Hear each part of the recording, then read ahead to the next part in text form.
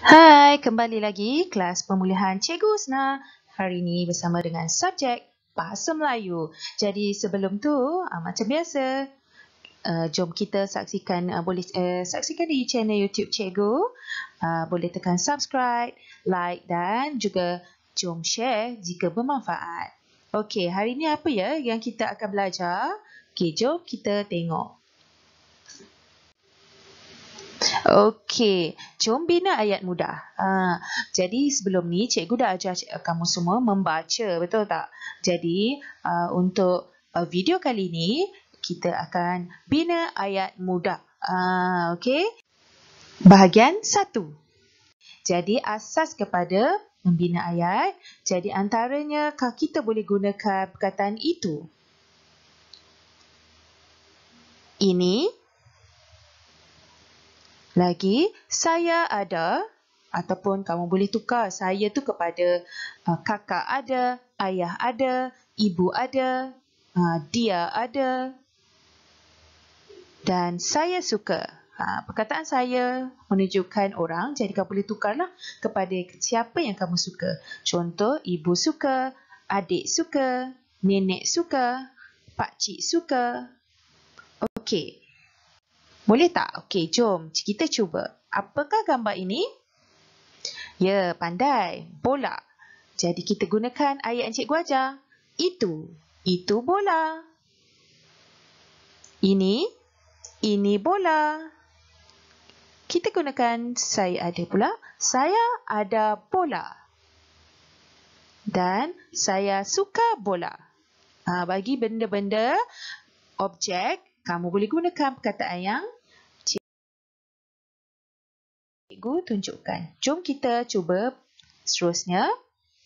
Cake. Cake. Cake. Okey, itu cake. Ini cake. Saya ada cake. Dan saya suka cake. Okey. Ni kalau benda lah. Okey, contoh yang ketiga. Basikal. Okey. Itu basikal. Ini basikal. Saya ada basikal. Saya suka basikal. Macam mana? Mudah tak? Okey, boleh. Nanti kalau kamu nampak objek yang ada di sekeliling kamu, kamu boleh cuba gunakan perkataan yang cikgu ajar tadi. Bahagian 2. Okey, seterusnya. Kalau untuk membina ayat yang lebih panjang tetapi masih lagi kategori mudah, ya. Asasnya ialah kamu mesti tahu apa atau siapa dalam gambar. Okey, siapa atau apa. Buat apa ataupun apa yang sedang dilakukan dalam gambar tersebut. Dan di mana gambar tersebut. Kalau gambar tu tak tunjuk di mana, kamu ikut kesesuaian apa aktiviti yang dilakukan ketika itu. Contoh, makan mestilah di dapur ataupun kalau di sekolah kita makan di kantin. Dan ikut kepada situasi yang ada pada gambar. Jom cikgu terangkan.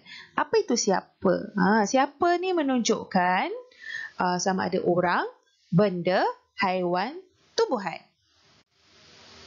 Okey?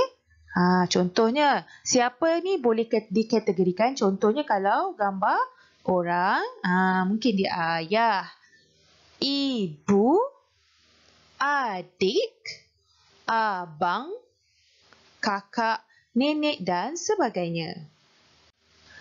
Okey. Dan mungkin siapa itu adalah pekerjaan dalam gambar. Apa yang kamu nampak pada gambar mengikut kesesuaian. Lihat gambar yang cikgu berikan tu.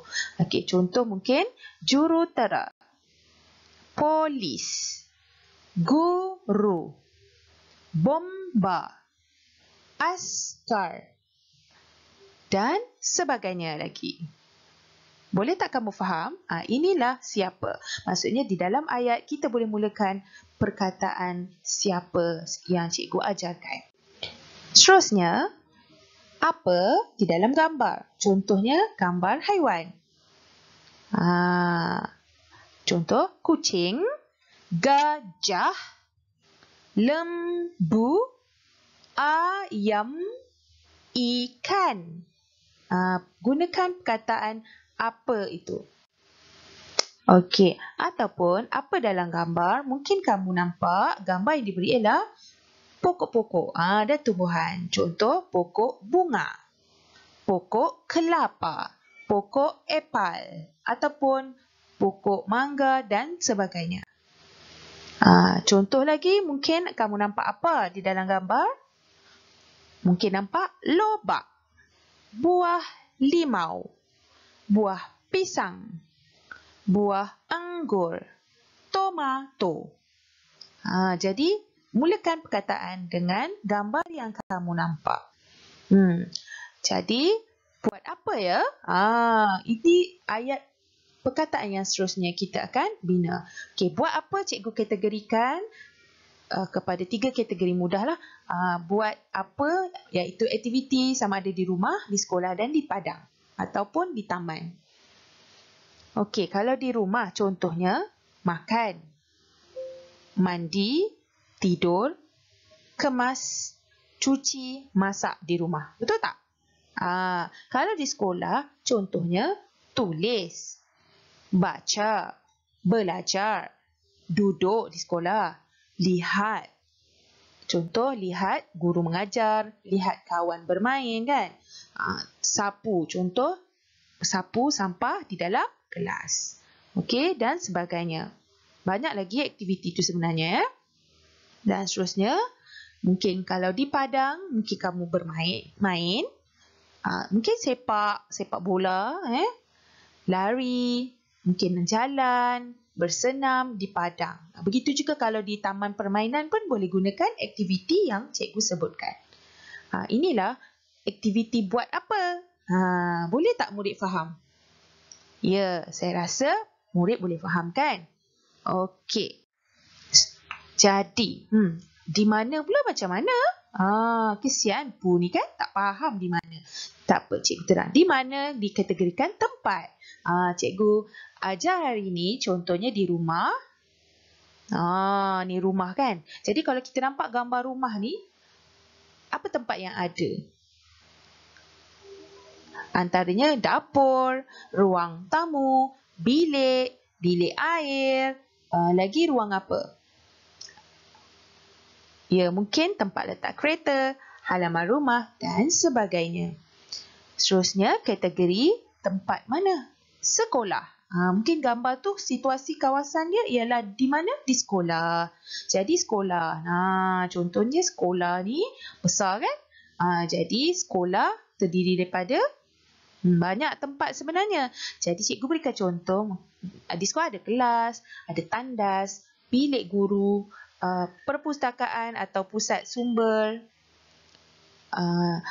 lagi pejabat dan sebagainya. Seterusnya kategori taman ataupun padang pun boleh atau taman. Taman ni ada taman tasik, ada taman permainan, betul? Jadi ikutlah situasi yang sesuai. Ni dia gambar taman kan, seronok kan di taman. Jadi taman tu mungkin kita kata aktiviti tu dilakukan, contoh bermain jongkar-jongkit, contoh berlari di mana?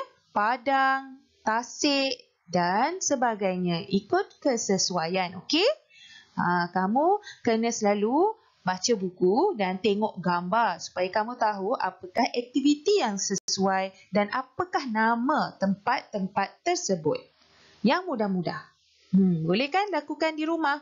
Tak perlu tunggu cikgu berikan bahan pun kamu boleh tengok di rumah. Okey, jom kita mula bina ayat menggunakan perkara yang cikgu ajarkan awal tadi. Okey, contohnya gambar ini. Mesti mula dengan siapa atau apa, buat apa, di mana. Okey, kita mulakan dengan siapa. Siapa dalam gambar ni? Ya, yang sesuai ya. Okey, mungkin kamu kata adik perempuan ataupun cikgu nak pilih kakak. Okey, kakak. Jadi cikgu tulis kakak. Buat apa? Kakak membaca. Betul. Jadi kemudian di mana kakak baca? Mungkin cikgu pilih yang sesuai di dalam bilik. Jadi kita sebenarnya menulis ayat mudah. Kakak membaca di dalam bilik. Senang kan? Ayat kamu dah lengkap. Boleh dapat markah. Okey, jom tengok gambar seterusnya. Gambar apa ni murid-murid? Ya. Bukan tengok TV. Saya rasa mesti ramai sebut tengok TV. Jadi sebenarnya kalau TV atau television, kita menonton. Okey, macam biasa. Mulakan dengan siapa atau apa, buat apa dan di mana. Okey, jadi siapa dalam gambar? Cikgu nak pilih adik. Kamu boleh pilih nama orang pun boleh. Contoh Ali, Ahmad dan sebagainya. Boleh. Letak nama pun boleh. Cikgu pilih adik. Okey. Jadi kemudian cikgu fikir, buat apa adik ni? Menonton televisyen. Ya. Kemudian di mana ya? Yang sesuai di ruang tamu. Jadi akhir sekali sebenarnya kita menulis. Bila kamu menulis dalam buku kertas, pastikan dekatkan ya. Bukan seperti cikgu lah, jauhkan. Okey, maksudnya kita akan tulis adik menonton televisyen di ruang tamu. Ayat tu terus nampak macam panjang pun sebenarnya. Okey. Seterusnya, gambar siapa ni ya? Siapa? Buat apa orang ni? Dan di mana kalau gambar macam ni? Okey. Okey, gambar tu mestilah doktor. Doktor buat apa?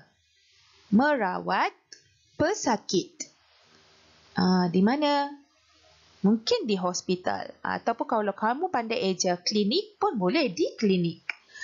Jadi kita tuliskan dalam buku. Sebenarnya doktor merawat pesakit di hospital. Ya. Okey. Jom kita cuba lagi. Oh, comelnya. Gambar apa ni? Kucing. Ya, betul. Dia gigit apa tu? Tu benang-benang kan? Benang kain. Jadi, macam biasa, kita fikirkan siapa gambar ni atau apa, buat apa dan di mana. Jadi, mulakan dengan apa gambar ni? Siapa?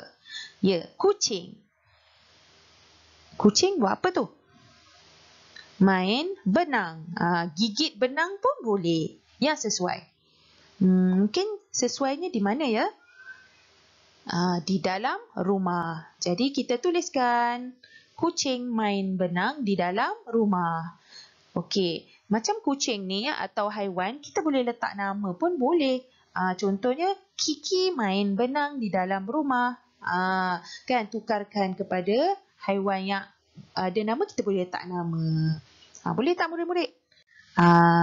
Jadi tamat sudah kaedah SMART, senang membaca dan tulis bersama Cikgu Husna, pemulihan khas, dan tanya kepada murid yang berjaya ikut sehingga ke video cikgu yang ini, okey, yang untuk bina ayat, dan yang lain yang masih lagi membaca perlahan-perlahan, teruskan usaha, jangan risau.